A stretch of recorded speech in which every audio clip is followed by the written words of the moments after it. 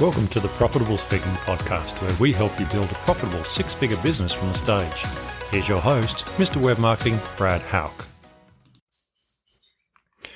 Welcome to the Profitable Speaking Podcast, the show that helps professional speakers like you grow your businesses and increase your impact. In this episode, I'm going to explore the best practices and common pitfalls of selling from stage, whether it's a live event, a webinar, or a virtual presentation.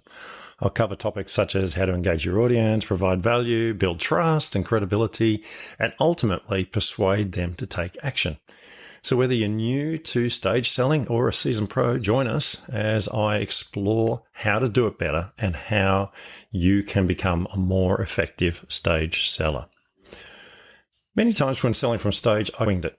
I didn't really plan out the process or follow a formula, which is probably stupid, as there are tried and true formulas you can use.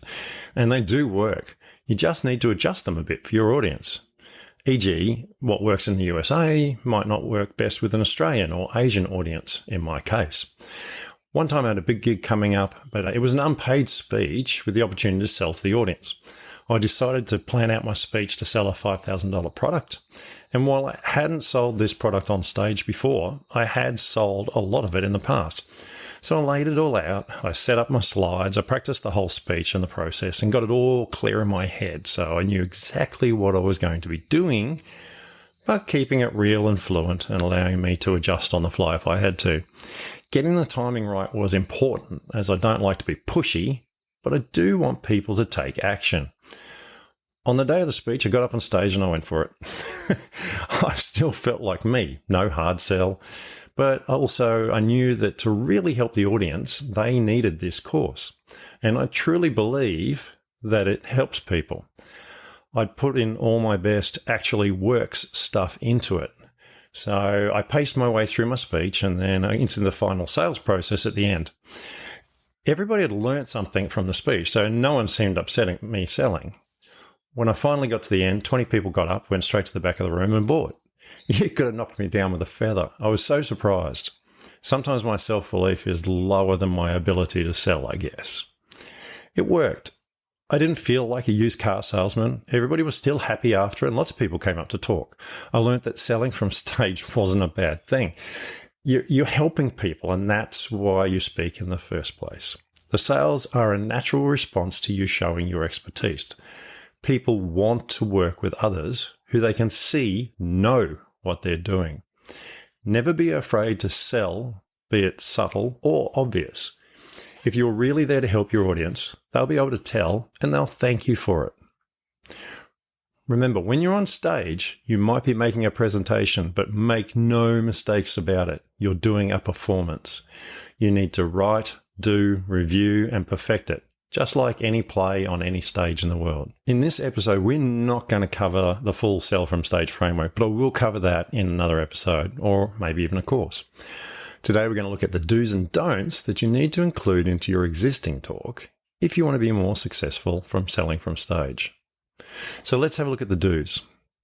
You need to start with a strong opening that captures the audience's attention and sets the tone for your presentation. Don't give them your life story to start your speech. Okay, this is the old way of doing things. People really don't care. There's time in there to talk about what you've achieved, but it's not at the start of a speech. Think about using a question or a quote that gets people thinking or delving into their minds a little bit rather than sitting there and being passive. And worst of all, don't talk about parking, the weather, or what a great conference it is. Really, it's so unprofessional, and it doesn't start your speech strong. Second thing, you need to build rapport with your audience by engaging them in questions and stories. You need to get them thinking throughout your speech. A passive audience is an audience that's going to fall asleep on you. Truthfully, especially if you get the time after lunch or after dinner. Lord help you if you are doing nothing that gets people moving, writing, or something, because when that food kicks in, they will fall asleep on you. Use stories because stories allow them to picture themselves in your shoes or in the shoes of the person you're talking about. This is particularly useful when you're using example stories. They might see themselves as that business owner or that person in that position. So start with a strong opening and build rapport with your audience. Number 3 is provide value by sharing useful information and insights that address your audience's pain points. You are there to help people do better, get better, and succeed. That's your reason for being there. There is no other reason. If you're there to get people down and make them feel bad about themselves, then it's time you left the stage, because you're not helping your audience. You need to build in learning into your speech so that people have something to take away. Don't just give a straight motivational speech unless you're a motivational speaker, and that's what you do. But even then, there still should be learning points in there. People have to get something out of your speaking. Otherwise, why sit in the room for 45 minutes or so and listen to you? And remember, when you're providing that value, we talk about the what, not the how. We talk about what they need to do, but not how to do it. Why do we do that? Because this is where we sell our expertise. We show people how to do it for money. Now, that might sound a little harsh, but that's the facts. People want to know what to do. So tell them what to do, but don't tell them how to do it. Let them come to you to find out more. Next, we need to use persuasive language and emotional appeals that create a sense of urgency and motivate your audience to actually take action. You don't want people to go away thinking about it, in inverted commas. You want them to take action right there. Realize if they walk away to think about it, they're never coming back. Unless they see you speak again, they'll probably never buy from you. Now, I know there's always exceptions to that rule, but realistically, if you haven't enabled those people to make a decision right there, then you haven't really done your job properly if you're trying to sell from stage. If you're selling a product or service from stage, you want them to realize they need to buy right now, or they need to make a contact to make an appointment to buy. So if you're selling a service, for example, you've got to sit down and talk with them, you need them to realize they've got to come up, talk to you, give them your card, and so they can make an appointment. 99% of people who don't feel the urgency to buy right today won't buy ever. Moving on, you clearly need to communicate the benefits of your products or services and explain how it solves the audience's problems. Remember, when you're starting to sell, people are interested in the benefits, not the features. They think they're interested in the features, but what they want to understand is how that feature helps them succeed. And one of the best ways you can do that is to demonstrate through results and examples. So you can talk about how, what they've got to do and then show an example of a client's results, etc. So make sure you clearly communicate the benefits, okay? Use testimonials and social proof to back up your claims and demonstrate the effectiveness of your product or services. Okay, as we talked about, using case studies, graphs, all sorts of things like that. Build strengths into your benefits list, okay? It strengthens what you've already said. And make sure you spread them across different business types or customize them for that audience. So if you've got a mixed audience, you might use an example from a trade, a profession, and a non-profit or a volunteer situation. Spread them across so you can cover a wider range of your audience. And if you don't have these, then you should go out and chase them from your clients, or make a list of your clients and write up a little case study about each one. Okay? Make a compelling offer that's easy to understand and includes a clear call to action. So you need to build and practice selling your offer. Okay? It's not just a case of putting it up and going, look, here we go, this is my deal. No, you've got to build up and then go, and this is how much it's going to cost you at the end. You need to practice that. It needs to be smooth, but not slick. In other words, it needs to flow nicely, but it shouldn't be like, if you don't buy today, you're an idiot. Okay? Like a car salesman makes you feel sometimes. You need it to be nice and smooth, that a bit like they talk about the slippery slope. It gets them interested and they just keep sliding down until they get to the point where they realize they really do need this thing and they're going to buy it. Make sure that your offer is all about them and their success. It's not about your product, it's about their success, or your service, it's their success. So you might think your product's the be-all and end-all, and if you try and sell it like it is the greatest course, for example, you won't sell. Okay, you'll get a few people, but you won't really sell. When you show people how it will make them successful, how each module helps them succeed, then you will sell. And lastly for this too, make it irresistible. Okay, make the offer a good one. Okay, if you want to charge a large amount, make sure you bonus up. Make sure you add in extra things. Little things like even having a 20-minute phone call with you privately. They can be massive helps in converting from stage. You need to practice your delivery and timing to ensure that smooth and engaging presentation.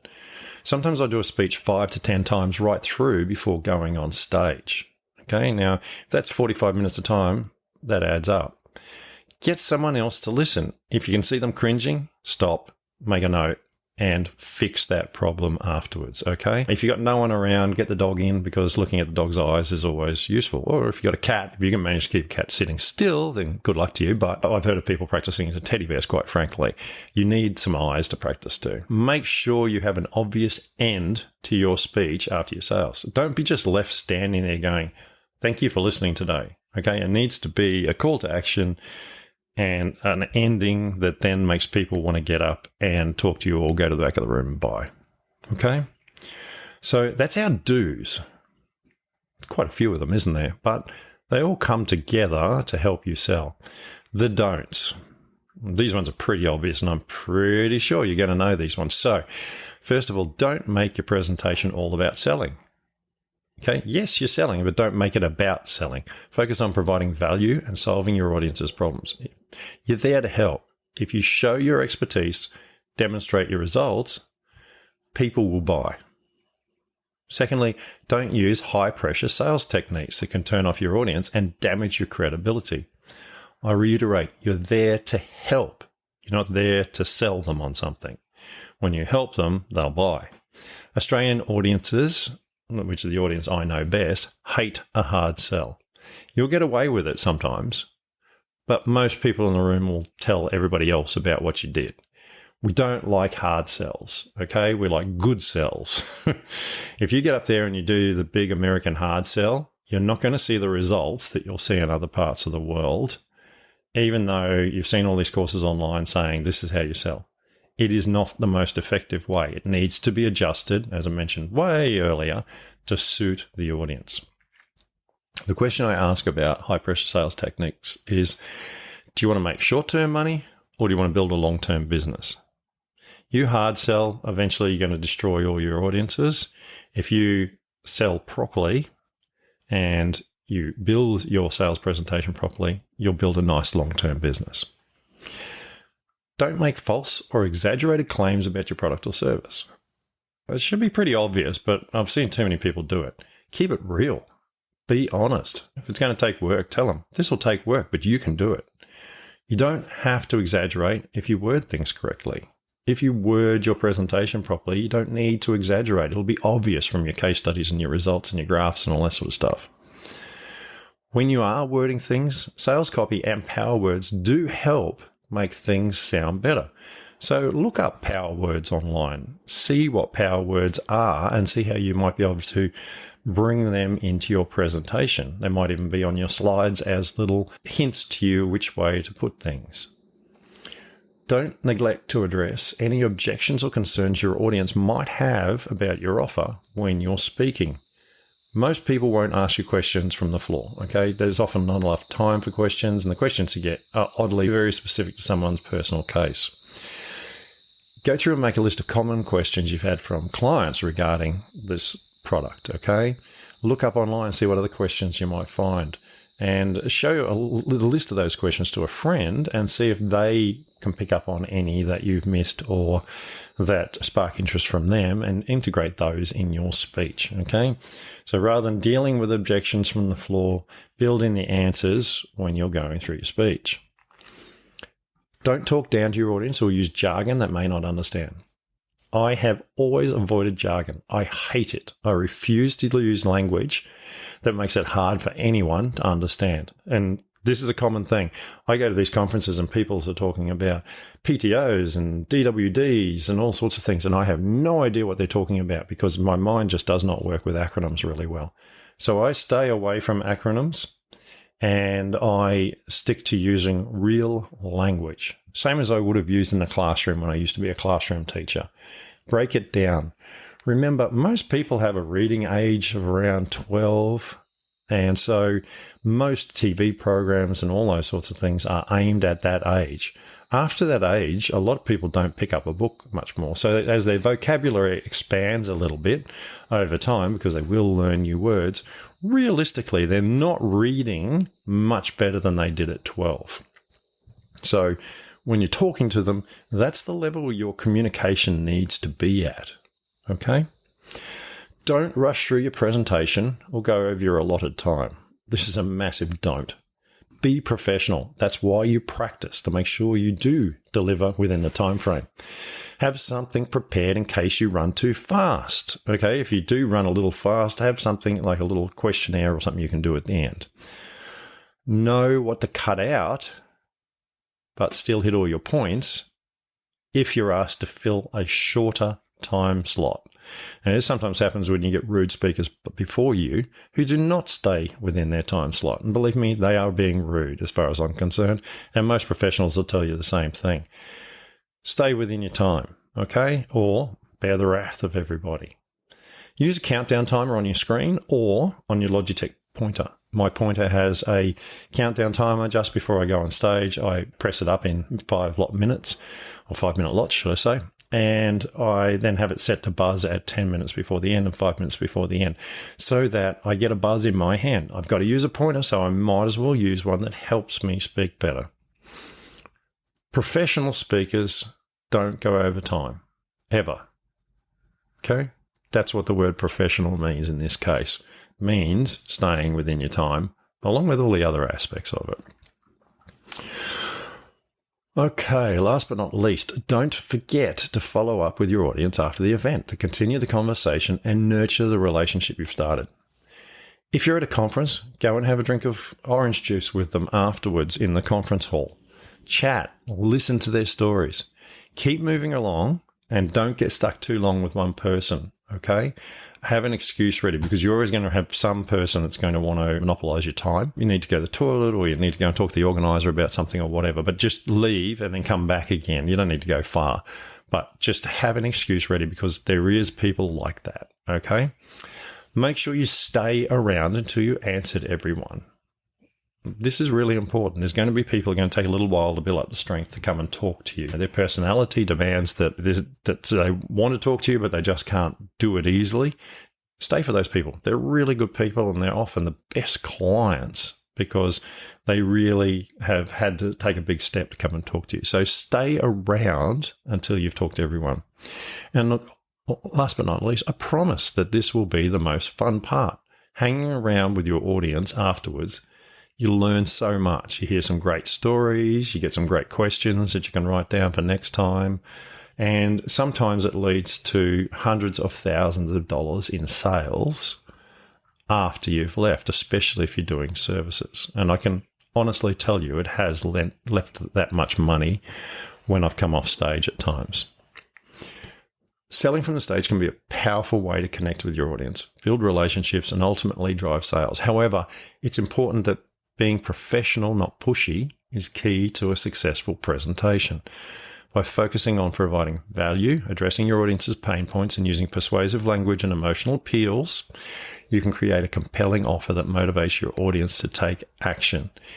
It's also important to avoid high-pressure sales techniques, exaggerations, making false claims, as this can quickly erode your credibility and turn off your audience, okay? And you do not want that.